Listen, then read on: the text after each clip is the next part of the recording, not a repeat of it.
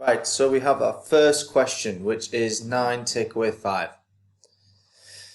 So we're looking at the values of the numbers. Now we don't have any tens, but we have 9 ones and we have 5 ones. Now we're not going to put the 5 ones down because we're taking them away. So because we're taking them away, we're taking away the ones. We're taking 5 ones. So if I put block of 5 ones, we don't need to take the tens away. What do we have left? 4. So our answer is 4. So the next one we have is 15 take away 4. So we put the T and the O's on numbers to look at the values. We've got 1 10 and 5 ones. 15.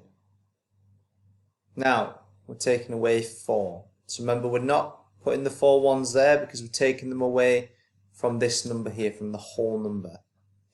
Alright, so we're taking the ones. So how many ones are taken away? 4.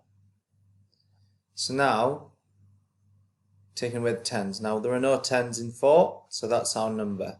1 10 and 1 1 is 11. So then we have 47 take away 24. So we put the T's and the O's above each number. So 47, we have 4 tens. So we have 7 ones and 4 tens. Remember, we're taking 24 away from this number here.